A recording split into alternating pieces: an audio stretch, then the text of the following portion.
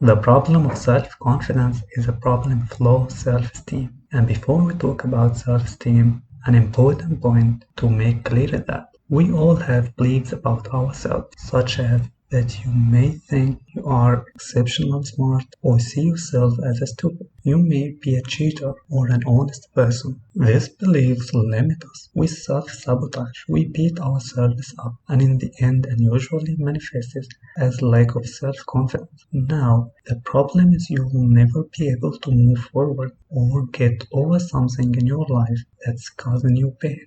The problem of a person with a low self-esteem is not a problem of an incompleted achievement, but rather a problem of awareness. And when he solves the problem of his awareness, he will solve the problem of his self-confidence. Awareness is a word that expresses the state of the mind in the state of perception, and its direct contact with the external environment through the windows of consciousness, generally represented by the five senses. Your awareness determines your perception of reality. The subject is similar to the camera. It is possible for the camera to record the negatives, record your incompetence or your inability, even if your accomplishments are many. The low self-esteem always begins in childhood, and it comes in more than one form.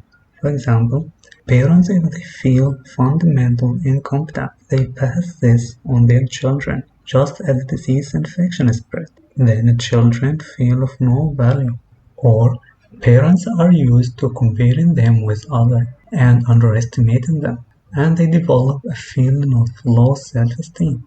Or if they don't give them wishes and feelings of their children real attention, and always repel them with praise such as "this is forbidden," without explaining to them their reaction and the reason for the ban with a convincing explanation. Or if they treat the dispute as a personal insult to them and consider it a bad manners and disrespect from the child if he disagreed with them, or if they live life on behalf of their children and want to achieve their personal accomplishment that they themselves couldn't achieve, and the child chooses nothing in his life, or if they show great value for money or property, then the child will be a prisoner of a materialistic lifestyle, and materialism will destroy his sense of value and importance. These six reasons produce a person with a low esteem who develops methods and habits that allow him to avoid reality and escape from it. For example, escape methods: blame and complain about everything, finding fault, the constant need for attention and approval, aggressive need to win, or overindulging in habits such as drugs, tobacco, or even eating. That indulgence cover emotional pain, or a sense of depression and frustration permanently. You may find him unable to make decisions and always hesitate, has an abnormal fear of making mistakes, or he pretends not to show his nature. He feels that he is less than others. We got to the important part, the solution. How to increase your confidence in yourself. To be able to increase your self-confidence, you have to do four things.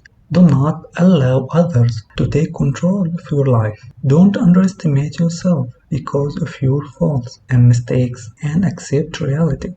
Eliminate feelings of guilt. Stop maneuvering and deception. Free yourself from others. The first thing you need to do is to free yourself from others. A person who is not confident is always looking at others, looking for them to achieve happiness and well-being within him in deep feeling that others people's opinion is important, more important than his opinion. They are wiser and smarter than him, so they depend on them psychologically. When someone is responsible for your happiness, if you fail, you will be able to blame him. That is tempting and makes you feel safe, but you really put yourself under his authority. The problem with this principle is that it makes your primary motivation is in constant search for acceptance and approval of people. You always need someone standing next to you and telling you that you did a good job and always looking for compliments. Stop comparing. The person who compares himself to others lives in a state of fear, and he imagines that the only way to advance in life is to defeat people. He feels that someone is better than him and tries to prove the opposite. So, if you use competition as your motivate in life, be careful because it will always work against you and defeat you. With the competition, there is an implicit assumption.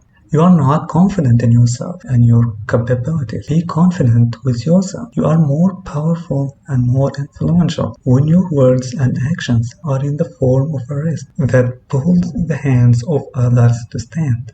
Acceptance of reality. The second thing is accepting reality. You will be happy and live in peace as much as you accept reality. If you look closely, you will find that most of your problems are the result of your rejection of reality, your rejection of your personal reality or reality of another person. Most of your failures and frustration are caused by your resistance to something that you couldn't immediately change, and that is why you feel frustrated. If you learn to love and accept your reality, you will stop making judgments about yourself and things. You will not say that this is good and this is bad, or that is true and that is wrong, this is fair and that is unjust.